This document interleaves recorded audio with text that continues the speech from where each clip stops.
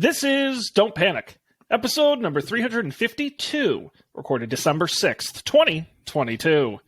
Hello, everybody. Welcome to this episode of Don't Panic, the technology podcast on gadgets, the internet, and, of course, you. I'm Sean Jennings, and I am joined, as always, by a man who sometimes gets confused with a sea bass because he's such a catch. It's Colby Rabideau. Hello, Colby. Nice. Hi. I've never been compared to a sea bass before. I had a long list of alternates for the opening. I had a long list of openings. I try to think of what some of them were. There was, and now, as always, by a man who's killed 1,500 less animals than Elon Musk, Colby Rabideau. That was going to be topical. There was another. Oh, I was going to say, and I'm joined as always by a man who is favorably compared to the great pastime of baseball because he's such a good sport. It's Colby Rabideau. That was another one. I had a whole bunch I went through. Amazing. But well, I went with the catch. Right. We'll have to type that one into the AI image generator and see what comes out. Colby Rabideau, the sea bass. Yeah, I'd be very curious to see. Amazing. The stuff of nightmares. Well, first of all, I gotta say, this is good news. We love Dan. Dan's the man. We love Dan. But I gotta be honest, Colby, if there's any one piece of feedback I get on this show from the handful of people who watch and listen, it's Colby doesn't talk enough. I kid you not. Everyone independently says that. They say Colby doesn't talk enough. And so, guys, I've got good news for you. This episode is all Colby all the time. Get excited. Yeah. Careful what you wish for. You might not be able to get me to shut up. Well, I was going to say, didn't we say that about Kanye West too? And that didn't go so well. So I think this will go a lot better. Yes. Yeah. Well, you're in for it. There you go, man. Spit some truth. Yeah, I guess that's true. I don't always talk that much. Sometimes Dan and I talk a lot. It's true. I just talked over you just now. Right. You can't help it. Somebody has to be. It's just the way of life. Like someone in every group of people, someone has to be the quiet one. With this interface, it's very difficult. I found, like, when Matt and I just do the two of us, it's very different. And then Matt's show tomorrow is canceled, which a new episode went up a week or two ago. They have 5 hosts on that show. You should hear, because that is the one show I aggressively edit. Yeah. Like, because I promised them I would, and I don't have to host it, so it's a little different. But I have to do so much editing because 4 of them will talk over each other at the same time. Because it's just so many people. It's crazy. Yeah, that's pretty intense. With the latencies, that's just hard. It's hard to manage. Do you use Riverside for that too? So yeah, it gives you all the people as separate things at least. Yeah, individual channels, and then what I end up doing a lot is if 3 people say something good at the same time, I'll just stagger the comments so it sounds like they said the one after. So I do get a little clever with it. Nice. But it is interesting to listen to each channel, and the show comes out great if people haven't listened to it. It's an interesting. I think they're now on the schedule about once a quarter, so not a lot to catch up on. It turns out it's hard scheduling 5 people to do a show. So right, yeah, That's interesting. Now, do you think as like knowing this, like as a podcaster, is it better to, like when you start talking over someone, is it better to just finish what you said and not like do a weird like, no, you go. It depends on the style. Like, if you're editing it like that other show, you're better to just keep talking because then you at least have the clip. But on a show like this where I do no editing because I just don't care, right. It's not good. But that's experience. I can't believe we've done 352 of these. So I have a decent idea of when you and Dan are, like, done talking. I think, if we started from scratch right now, not knowing each other, it's a lot. True. It's a lot more difficult, for sure. It's fascinating. If only our brains worked that way. Recording things separately when people were talking over each other. Yeah, I don't hear that good, unfortunately. Now I'm imagining like a world where you could just like, you didn't have to like wait for the other person to finish talking to talk, because like everyone could just be talking all the time. Well, to be honest with you, Colby, I kind of think we already live in that world. I don't think there's any technology or science enabling it. I just think we all talk all the time and don't listen to what other people are saying. And I gotta tell you, it sucks. I don't recommend it. Yeah, it's fair. It's fair. So what's good, man? It's been a month since we last connected here on the show. Oh my God. It's been wild. I know. What happened? Thanksgiving happened. Gave thanks, ate turkey. I've had a car for a while. Did we cover? I took the radio out of my car and put a touchscreen in it. Yeah, we haven't gotten the report of how it's been though. It went pretty well. So it took 2 tries. Because the first time, so I took the radio out, put the thing in, worked fine. I tested all the buttons on the steering wheel. They like skipped songs. So I was like, nice. But it turned out that there's a microphone, like there's a microphone on like the new like digital screen radio replacement has a microphone, like a wired microphone that you needed to plug in and like put somewhere. And I didn't realize that was there. So if you don't plug it in, what happens when you get a phone call on your phone while it's plugged into the car is that no, the person on the other end can't hear you. You can hear them inside of your pocket. Yeah, exactly. It's just silence. So I had to take it out and plug the microphone in and then put it back in. But that was so far that's been the only that was the only snafu. And otherwise my like super old car has a nice touchscreen that you can touch and see Google Maps on. It's nice. Great. Yeah. That's awesome. You know, it's funny. I actually was just, I'm going to say about talking with my mother because she's the only person I ever talk to anymore because she lives in my house. But she has a terrible time with the wireless CarPlay. She has wireless CarPlay in her car. And mine can be flaky, but hers for some reason just never connects right. I haven't, like, figuring it out, troubleshooting it's very difficult. And so I told her she doesn't drive very much. Like, she uses the CarPlay maybe once a month when she does like a long drive for the GPS. I told her, I gave her a cable. And I said, listen, just plug it in. She got all mad. I paid for the wire, I paid for the wireless. I want to use it. I said, listen, Colby had the choice, and he took the wired because for the rare times you use it, you want it to work every time, and you don't want to fuss with it because mine is very flaky. Yeah, that's not what you want when you're actually driving. I know how Bluetooth is. Yeah, no, the wire's great. I didn't even get, like, mine doesn't even have the option for wireless. Because for whatever reason, a bunch of the ones that had the wireless didn't, like they had wireless and they had a wire, but the wire doesn't work with CarPlay. It only works with Android Auto. And I cannot explain why that's the case. So I just got the wired one and it was cheaper. Yep. And it works every time. No, no ifs, ands, or buts.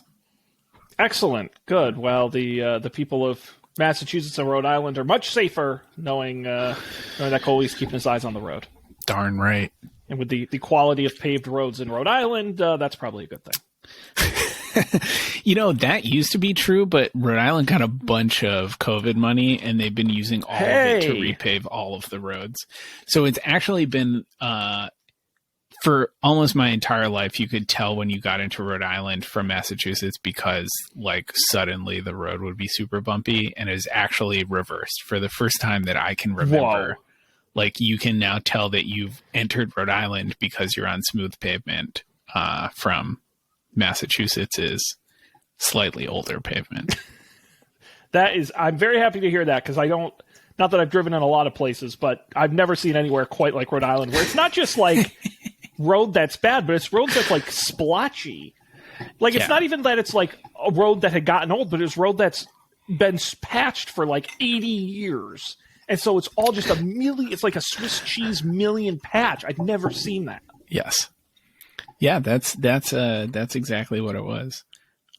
Like patched to the point where the original pavement like probably wasn't there anymore. There was none left. You couldn't find it. It was just patches.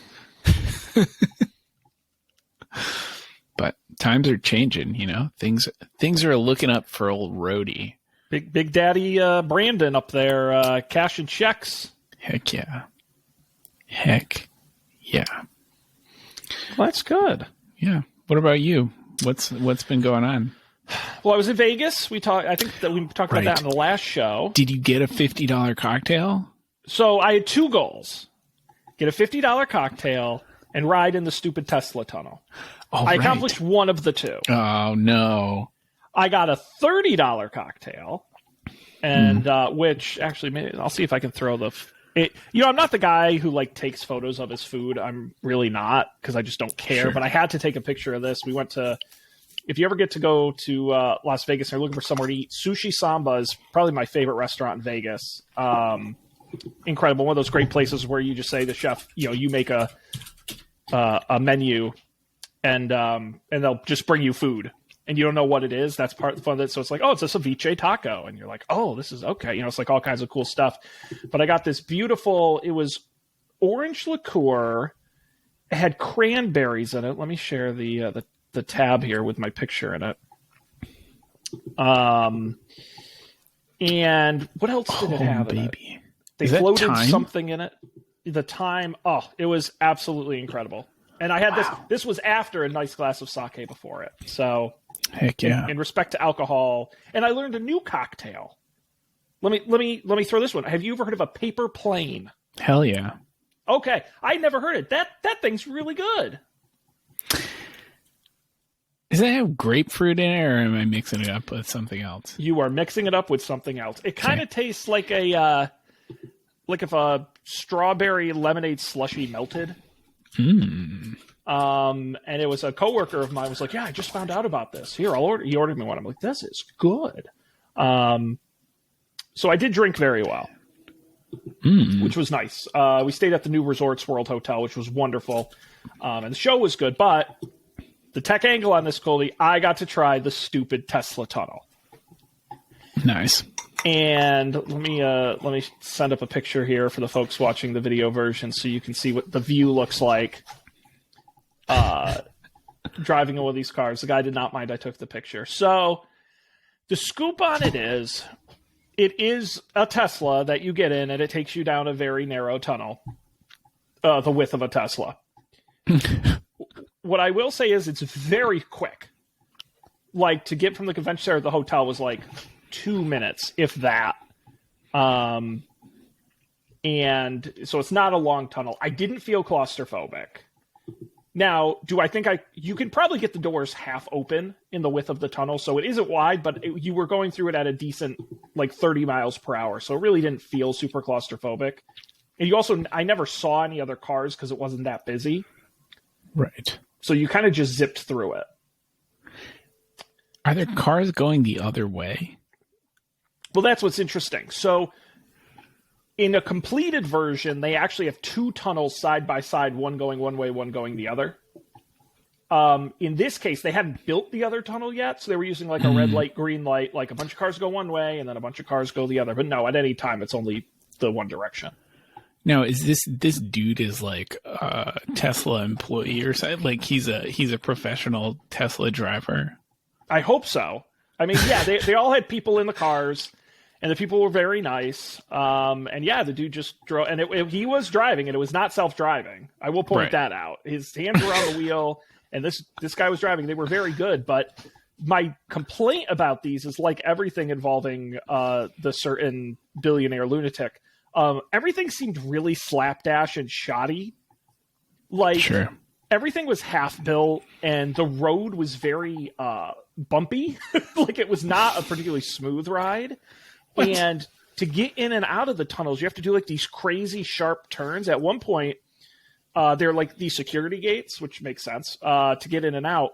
This guy was driving up to the gate. The gate suddenly started closing for no reason. He slammed on the brakes, and I went flying into the seat in front of him. So the whole thing, it genuinely felt like this does not feel properly built. Nice.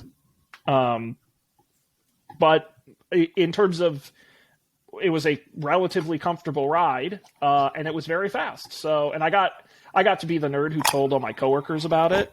And I'm like, you got to try the Tesla tunnel. You got to try it. And then they'd come to me and be like, that was cool.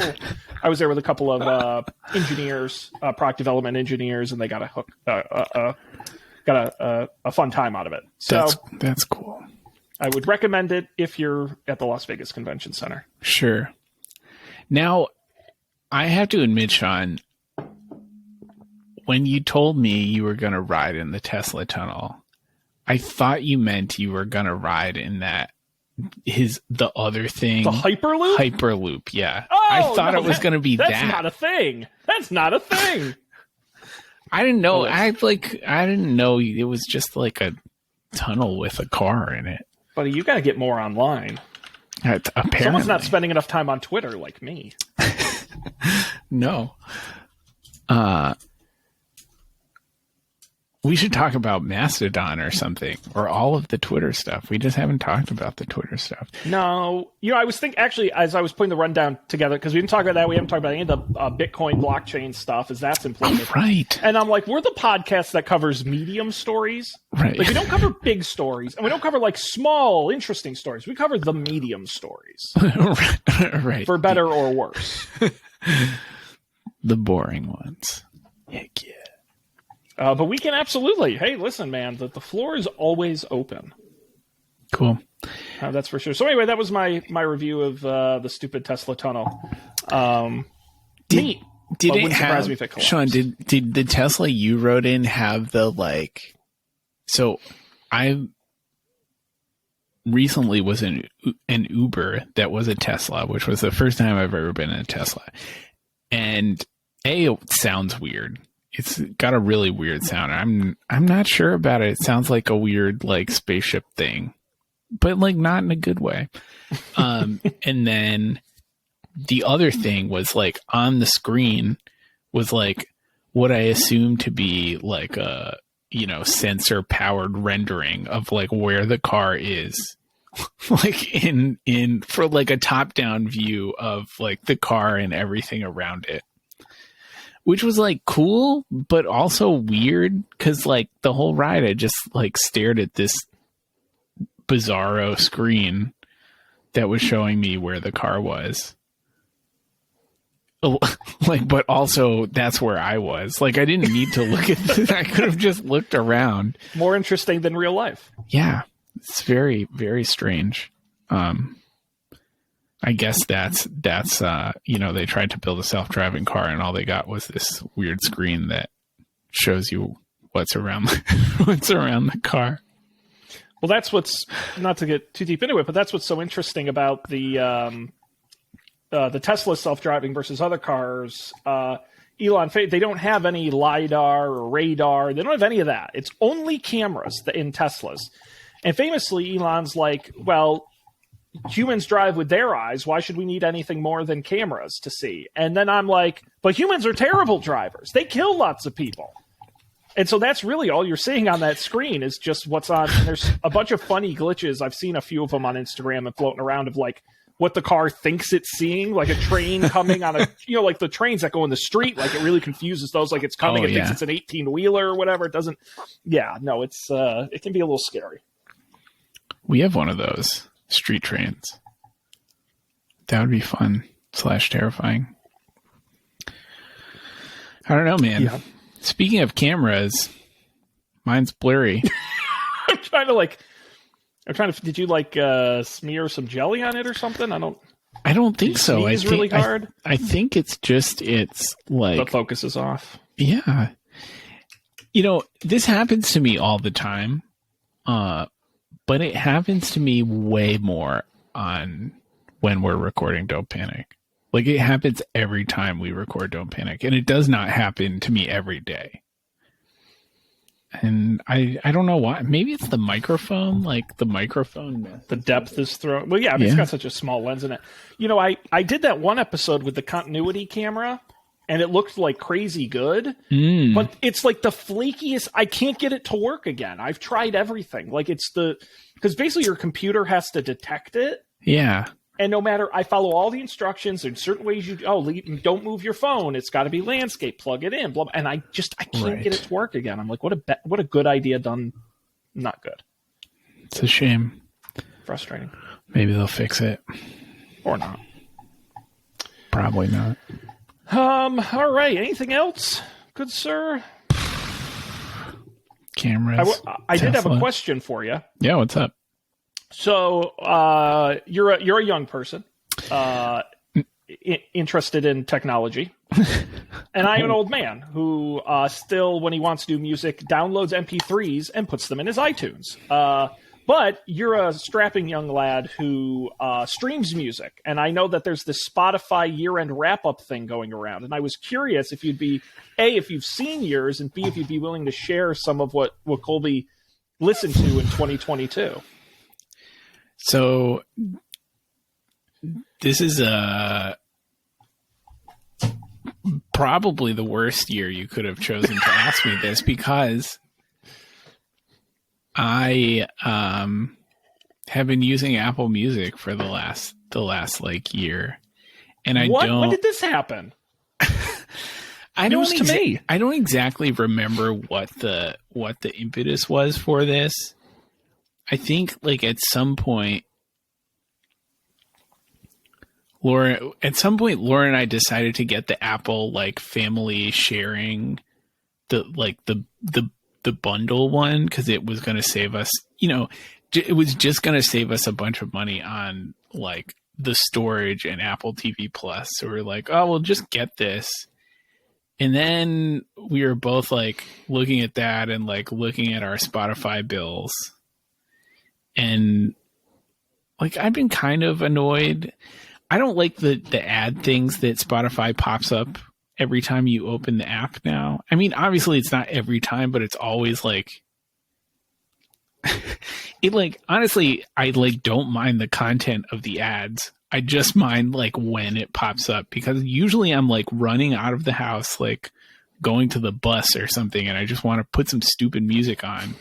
And like this thing pops up that is like a thing I like might actually be interested in, but I can't be interested in it at that moment. And so I have to like swoop it away so I can put my tunes on. And, there was that and some small paper cuts and money. And I was just like, oh, well, maybe I'll try Apple Music. So I've been using Apple Music, but the for better or worse, the side effect of that is that I don't really have a Wrapped worth mentioning this year. Hey, that's totally not a necessary thing. I think that's great, and you were able to transition over. Yeah, I did. I used some weird app that like transferred all my playlists, which was fine. It worked fine. It's not, Apple Music is slower in a weird way. Like, it's not that bad on the phone, but for some reason on the computer, it's like slow. Like if you skip songs, there's a notable pause in between the songs sometimes, which absolutely never happens on Spotify, or at least it didn't used to, which is lame. And Apple Music's like, when they do, if you listen to a playlist or an album and it starts playing music after, like their like algorithmic recommendations are not good. But like mostly it's fine. It has all they got music. The songs. Right. It has the songs that I wish to listen to, which has been the thing in the past that has always kept me from, not that I was particularly looking to, but like has always kept me from switching to anything else from Spotify. So I guess it's fine. Okay. Well, that's interesting. That is interesting. I actually, for a long time, I had forgotten to cancel my Spotify subscription, even though I wasn't using it. So I'm so bad about that. I continued to pay them, whatever, $10 a month for much like a really solid chunk of time that I wasn't using it. Well, I hate that. That happens to me all the time because I just forget. But I will say there's one thing worse than that. Which, above forgetting, it's remembering to cancel it and not being able to figure out how to. Colby, would it shock you to learn I still, to this day, pay for the phone number tied to our Skype account? Which, if you call it, I don't even know what happens. But they suck a couple bucks out of me every month because the Skype and Microsoft account settings are so... Okay, whoa, a little close. The settings are so badly interconnected with one another that I genuinely cannot find where in my account it even says it's billing me. So I haven't been able to cancel it. So that's crazy. You might have to call someone on the phone. Yeah, like I said, maybe we've got all these great voicemails, and I don't even have Skype installed on my computer or phone, so I wouldn't even be able to get to it. So, wow. Called it. I need six. What's 8? It's still on the website, I think. Oh yeah, let's look it up. Don'tpanic.io. Great website. Everyone should check it out. 508-644-TECH. That's right. Yeah, 644-TECH. It is a good number. It's a good number. We should bring. Oh my god, I can't believe. It's funny when I look through this week in Pixtory. Mm-hmm. Man, there's just a lot of them. They go back. I know. 2013. That's almost 10 years ago. I know. 1 decade of Don't Panic. Timer? What is that? Well, it's June. It will be. Oh my god. Old iOS apps. Yeah, that's one thing for the 10-year anniversary. I'm going to go through the list of picks and see how many of them still exist. It's a good idea. I've gone because I'm still. I think I've gotten 99% of them, but there's still some old ones I'll find that are missing in the website database, and I'll fix them. And I'll go to these URLs, and they're like, it doesn't go anywhere. They just are out of business. I just clicked the one to go to Google Play Music, and there's a page that you land on with a cute little animation. And it says Google Music is no longer a thing. That's the right. Well, listen, if anyone knows what to do with discontinued products, it's Google. So I'm glad they ran with that. Discontinuing products for forever. So funny. All right. Well, do you have any interest in talking about? Look, you can see me again. Whoa. Whew. Slightly less blurry. All right. Sorry. What are you talking about? No. Well, there's some stories in the rundown. They're mildly interesting. I didn't include the big ones, so if you want to talk about them, hey, we can. But we also got stories in here about the journalism bill in Congress that Facebook said may cause them to take all news off of Facebook. We've got some new pricing tiers on the App Store, including the most expensive app ever. We've got Neuralink testing on animals, and we've got AAA titles getting more expensive for your game console. $10,000 app, please, for $10,000. Yeah, I'll take an Apple app for $10,000. Starting next spring, Apple announced that they are changing from 100 possible price points in the App Store to 900 possible price points. How does that happen? Well, they've actually now increased the number of, for lack of a better term, the suffixes that end in the dot. So it used to be 99 cents, right? But now you can actually end it in .00, so you can charge an even dollar, which is cool. You can also do 0.90 and 0.95 to finish them, so that gets you some variety. And then they've also expanded the different price steps with highest and lowest prices. Now, the cheapest app now goes down to 29 cents, and the most expensive app goes all the way up to $10,000. Wow. And even $10,000 too, not just $9,999.99. No, No, you can go all the way up there to a $10,000. I can't wait for the scammers to figure out how to get suckers to tap on that. It's going to be great. Right. It's like Fortnite skins or something. Absolutely. I'm sure that's what this is for. I'm sure in-app purchases are where you'll see more of $10,000 than buying apps. I guarantee it. Right. It is a trap. The even dollar's exciting. To me, that's exciting because I do think the 99 cents thing is dumb. And I would rather just pay $5 than $4.99. And Right. I'm excited that apps can now be so they're going to be 50-cent apps, 30-cent apps, 75-cent apps. No, I don't think they're going to be. They're going to be 95-cent apps.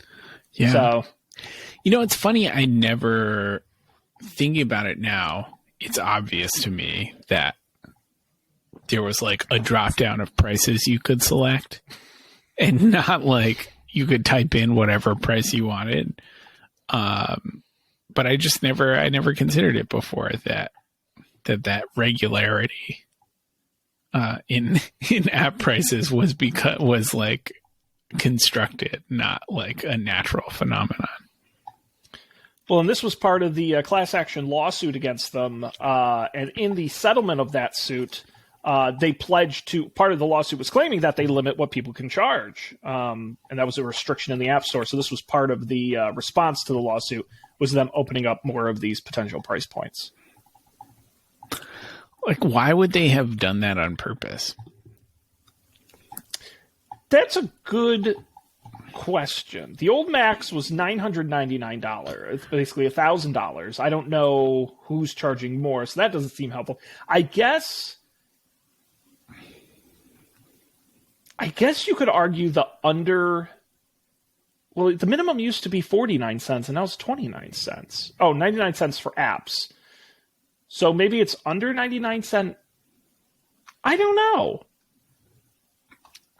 Can't explain it. I think we should get into the $10,000 app business. All right, pitch me. Well, I don't know what it is yet. What app? But in all seriousness, like joking aside, what is a app you could actually charge? Now, maybe there'd only be 5 people in the world who ever buy it, but Right. What is an app that you could legitimately argue is worth $10,000? All right, so it's an app that lets you call the Don't Panic hosts at any time of day. Wow. Full unadulterated access to Don't Panic. Wow. For $10,000. I mean, I would do that for far less, but I'm glad you're worth it. I'm glad you're worth it. No, that's a good one. I was thinking, what if it's an app that after you pay for it and download it, there's a big button and it says push this button to get $10,001. Like that, I think that would be good incentive to buy it. Sure. You just get a refund. And you just get $1,001. Well, I feel like in reality you'd get like $7,500 or whatever amount of money is left after Apple takes their cut. Oh, that's right. They get 30%. Oh, that's a bummer. Right. That bums me out. Their pound of flesh. Would you like to? So I Googled most expensive apps on the App Store. Would you like to hear about some of them? Absolutely.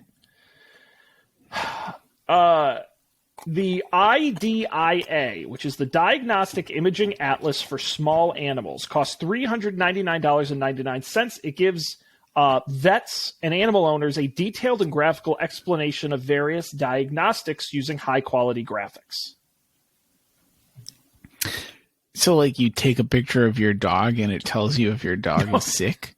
No, actually, let me share my screen because it's funnier than that. No, it's basically like it's the textbook scam market essentially, where you get like a little like doodle of a dog and you can tap on its heart and it'll tell you stuff about its heart. Those are so old. Those are such old timey. All these iPhone screenshots are. trivia. I think this might be a really old. Let me see if there's a different. 9 of the most. I mean, these are all just generic listicle articles. Okay, I don't know what that is. 6 of the most expensive apps you can buy today. Updated 2022. Okay. Let's go. No, I want really. All right, here's $999. CyberTuner is a professional piano tuning app. It was programmed by a registered piano technician. $1,000. It's got nearly 50 ratings, so people are paying for it to tune a piano. Well, does it have good ratings or bad Well, ratings? it's got 4.8 out of 5 stars according to this article. See, yeah, I feel like that's what you got to do. Like something. I feel like piano tuning is a great example of this because I feel like that's not a thing that many people do, but it is a thing that people do. And probably $999 is not that much for a thing that does the thing. Apparently, there are a bunch of tuning apps that are very expensive because they're so precise. Here's the DDS-GP app is for dentists, and you use it, at the chair side to show the patient what's going on in their mouth in 3D render. Whoa! For $399. Wow. And a lot of these are just stupid junk that I don't think anyone ever actually. I'm just looking for ones like people actually bought. Right. I mean, I think my pitch would be, because people are all about exclusives these days. I think it's the world's most exclusive dating app. Sure.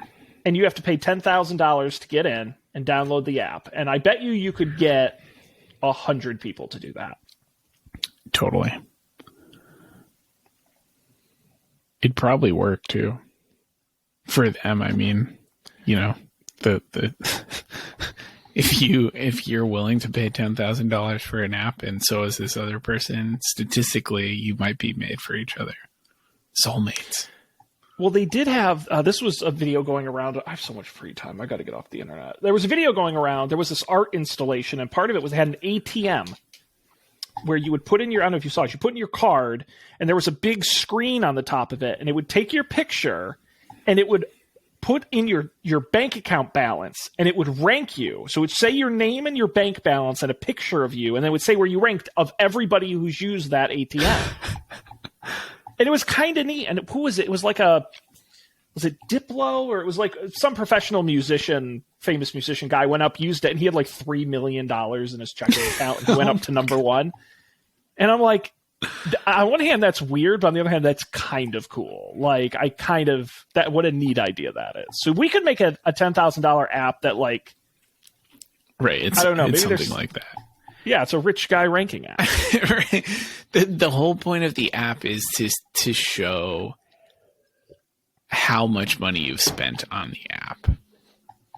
Or even better, because I don't know if this $10,000 cap is just for app purchases or it's also for subscriptions. So I think it's a $10,000 a month subscription, and you go up the longer you've had the subscription active. Shows how much money you have. Oh, heck yeah. Yeah. Like, I've been paying $10,000 a month for 5 years. I'm on the top of the list. Right. And maybe we also have in-app purchases for increments of $10,000 where, like, if you want to, like, jump to the head, jump ahead. By the ruby gem emeralds, right. and 100 of them will get you to the middle of the list, but 500 will get you to the, we just fucking game these morons. Right. I like it. It's not a bad idea. Well, there you go. Apple's new policies. Spend more money.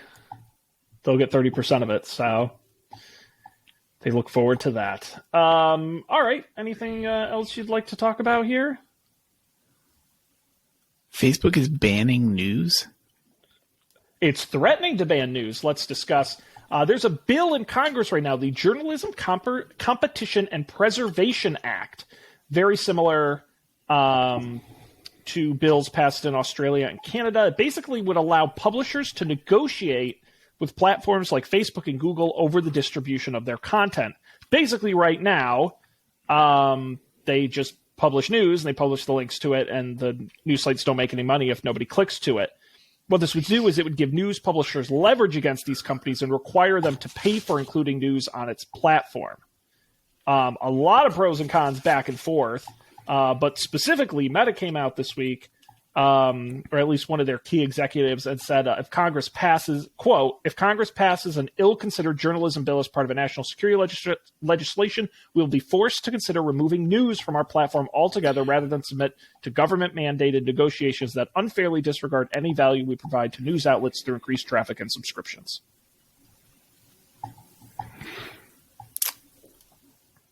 Imagine Facebook without news. It might not be bad. It might be. No, good. it would be better. Right. It would for sure be better.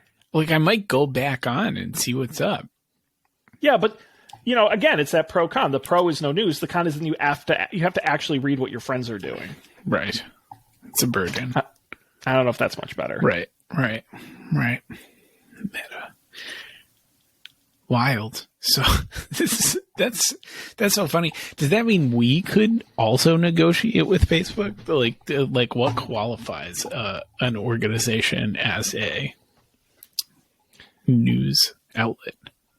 I don't know, but damn it, we'll do our best to qualify.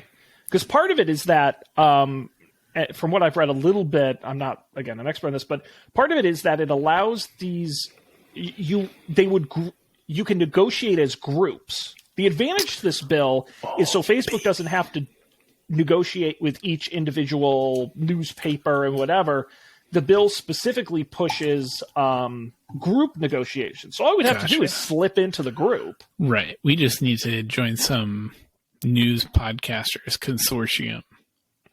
And bam, we're making fistfuls of dough. Or more likely, we're just not allowed on Facebook. We're making a minuscule amount of dough. Right. Making pennies on the dollar. We're live on Facebook right now and we're not being paid. Maybe, Sean, we should pivot Don't Panic from a tech podcast to a Get Rich Quick podcast. Listen, to be honest with you, I need to get rich quick, so I'm on board with that. I got bills. In this economy? You can't afford not to get rich quick.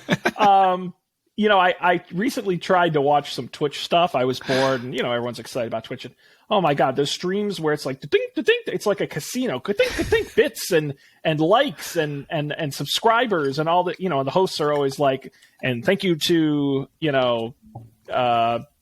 Big Johnson 45 for another subscriber, and ding, and it's like shit's happening everywhere, and I'm like, is that how they make money? Oh my god, I definitely could not do that. Yeah, it's crazy. I can barely at work on Zoom calls. If I'm speaking, I cannot read the chat. I can't. If I'm speaking and someone chats something about what I'm saying, I don't notice it until 5 minutes after I've stopped speaking. So I don't think I would succeed in a Twitch environment, unfortunately. I will say this show, 10 years of doing the show, has aggressively prepared me to do exactly that thing. Talking and looking at a camera while also multitasking, reading, writing, and doing multiple things. I've hosted whole company webinars where I'm talking simultaneously while reading, and it's the one actual skill I have. People are like, Sean, you're really good at talking for a long time without stopping. And I'm like, well, because in my line of work, you can't have any dead air. So well, there you go. That's why Colby never talks on the show. That's what I was going to say. I think you owe that to me. Over you. You're not dead air, Colby. I promise. People have spoken. They want less of me. Amazing. Oh boy. So hopefully Facebook will not delete all the news. To be honest with you, that's my local news. I probably get most of it on Facebook, to be honest, because I follow my local TV stations, my local papers. Sure. Twitter, I get national news, and I have the New York Times app, but local stuff, I wouldn't miss that. Right. Yeah, I get all my local news by reading the headlines on the Boston Globe website without paying them, because their subscription is still $30 a month for just digital, which I think is egregious. Said it before, I'll say it again. If it was $5 a month, I would have been paying them $5 a month since I moved to Boston 8 years ago. But since it's not, I've paid them no money ever.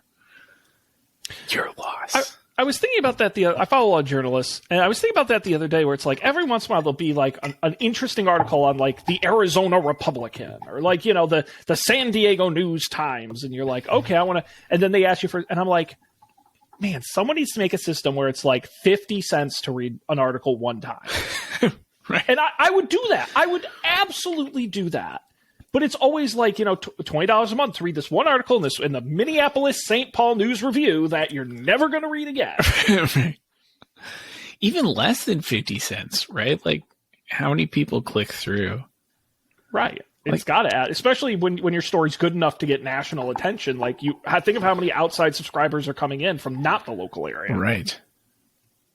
So I always feel that way about like the Wall Street Journal, right? Is like that, where it's like you'll find yourself on a Wall Street Journal link and you can read the first paragraph. It's like, okay, well, obviously I'm not going to subscribe to the Wall Street Journal to read this thing that seems passively interesting. But wasn't that the promise of Apple News? I think like, it was. Wasn't Apple News where it was like you'll pay one monthly fee and you'll get a bunch of these newspapers you would normally have to buy separately, and then nobody cared. It still exists, right? You can still Apple News. Yeah. I wonder what... Because I think... Wall Street Journal made me think of it. I think they're on there. Maybe I should use Apple News. I think I have the subscription. Well, yeah, it's part of your Apple One account. Apple Uno. I wonder, though, if you can set it up... The trick for me is, like, most of the articles I find on, like, social media... Mm-hmm. And I wonder if you can set it up so when you open a Wall Street Journal link, it opens in the app. Yeah, it says here the Wall Street Journal, Los Angeles Times, the Houston Chronicle, the Kansas City Star, the Miami Herald, the Modesto Bee, San Francisco Chronicle, the Times Union, the Dallas Morning News. Yeah, maybe. It doesn't seem bad. Yeah, maybe you might want to check it out. I don't know. How much news can a person consume? Or not. You're like, I talked myself out of that pretty fast. That's good. Now, see, but now you got me thinking.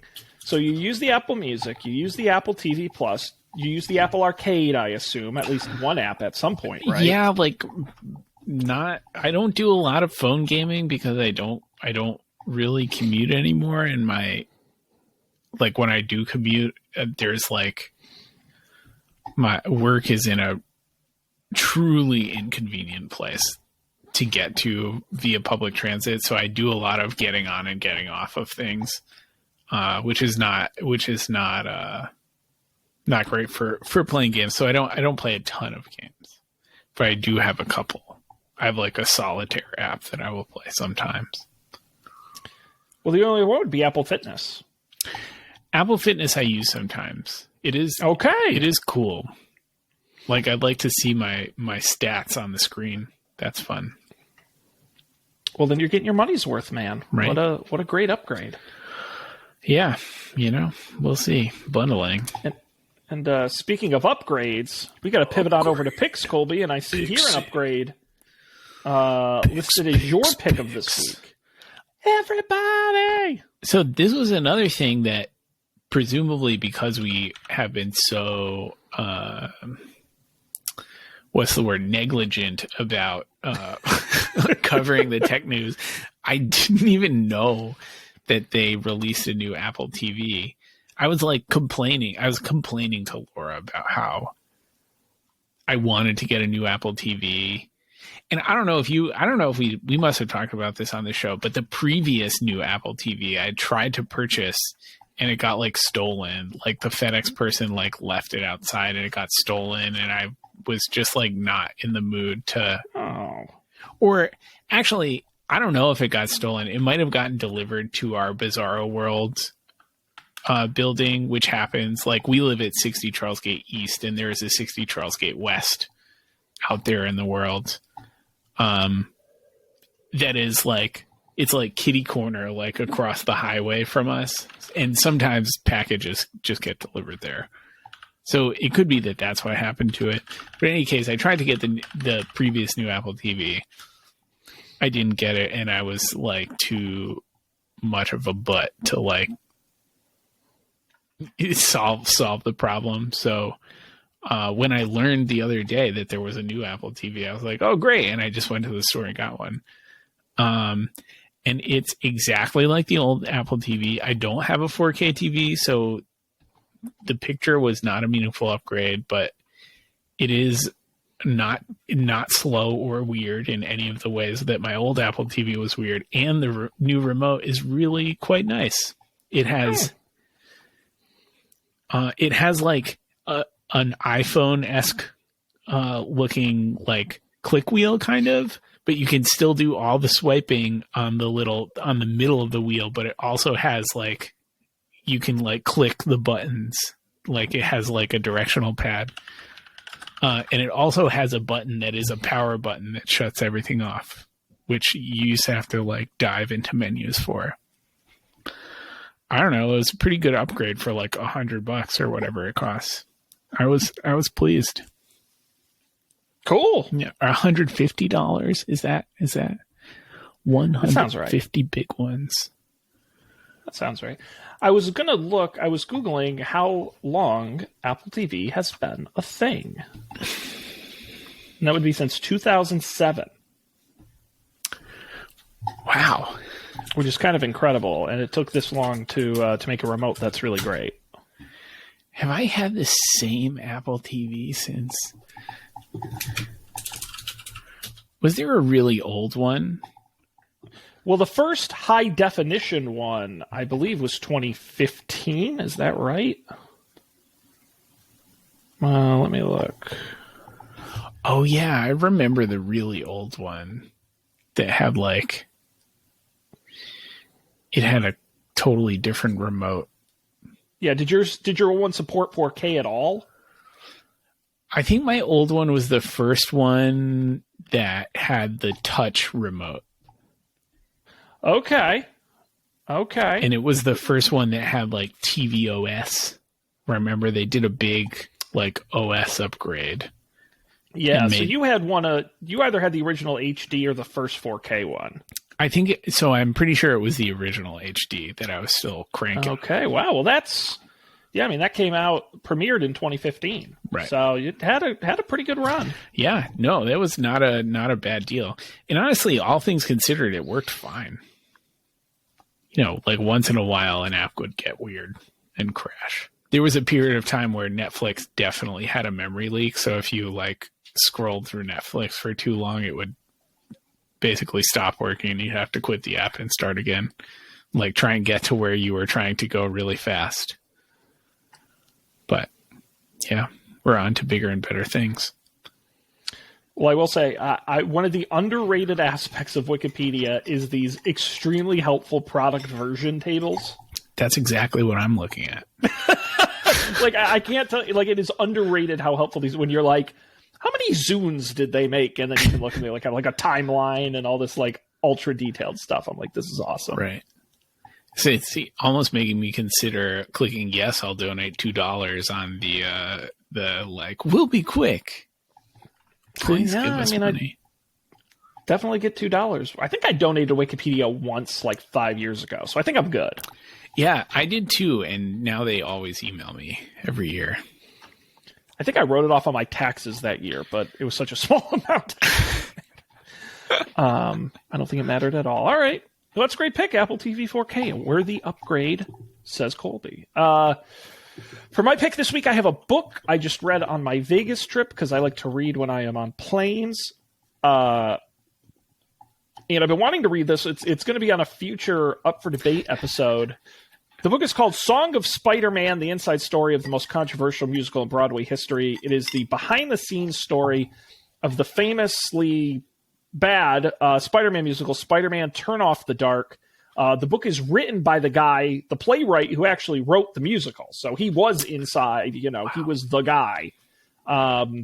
Telling story of Julie Taymor, who was the director, but also from the U2, Bono and Edge, who wrote all the music. And I will say the book is written like a guy who writes musicals for a living. Like it's very grandiose in its language, and you can tell like this man tells stories. But it's a good read. It's not a long read, and it is a very interesting story. Yeah, I try not to be one of those dorky, like, you can learn something about management from every book you read. Like, I'm not that guy. But this is one of those books where constantly it's like, if we had only said something 18 points along the development process, we would have saved ourselves. There's I won't tell the whole book, but there's a story of like, yeah, we have this idea for this big, huge set piece on the ceiling that's going to drop a web down on the audience or whatever, part of the big spectacular. And they're like, well, we have two choices. We can spend $80,000 and build a small model to test it, or we can spend $1 million and just build the whole thing without testing it. Guess which one they did? They built the whole thing. Yeah. And then the funny thing is, after they installed it, not only did it not work, they found out it was going to be in the way of all the other wires, so they literally cut it down and never used it. One of many great stories in this book, and I recommend checking it out. And coming up in the next couple months, Matt and I, you can watch the entire Spider-Man Turn Off the Dark on YouTube. And it's shot with like a handy cam in the audience, so the video's terrible. But you can watch it. It's like 2.5. Matt and I are going to do a live commentary on it at some point coming up. That sounds and I'm very excited. Very good. So if you want to read the book ahead of time and brush up, that's the way I did. I'll drop some facts during that. But definitely worth reading. Nice. Excellent. All right, Mr. Colby. Anything else this fine Tuesday evening?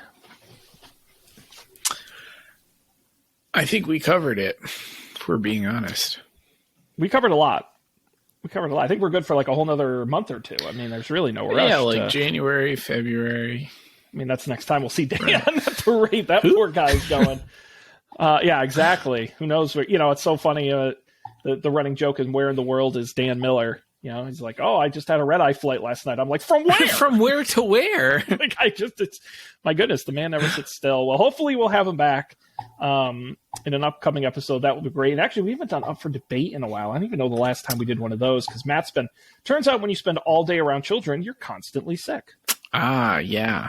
Those very gross. He had no kiddos. voice last week. So hopefully next week, I don't even know what the topic's going to be. Right now, the leading candidate is hats. Hats? Hats. The haberdashery episode of Up for Debate. Well, now that I'm growing my hair out, I guess I can give you a sneak preview here. It's all hat. Oh, baby. But it's much longer than it used to be. I don't know if I've ever seen your hair that long. I have not had long hair since high school. So you have. No, yeah. And I'm finally growing it out. But the problem is it's long enough to be annoying, but not so long I can really style it. So I've been wearing more hats, which I've never done before. I've never been a hat guy. So I'm interested in hats, want to learn about the history of hats, talk about some different hats. Maybe we'll do hats. I don't know what we're going to do. We'll figure it out. We usually do it the last minute. Nice. But check that out. Of course, this show is Don't Panic, our fantastic website made by this man over here. Don'tPanic.io has the audio, the video, the phone number for some reason, and links to all the picks. So definitely check that out. Of course, you can subscribe wherever you get podcasts. Look for that big red button with the video version on YouTube. You can see Colby all out of focus. And of course, get in touch with us, don'tpanicshow@gmail.com, or tweet at us at Don't Panic Show, at least for as long as Twitter still exists. That's going to do it for us here. So on behalf of Colby, I'm Sean. We greatly appreciate you being here. We'll see you next time for another great episode of Don't Panic.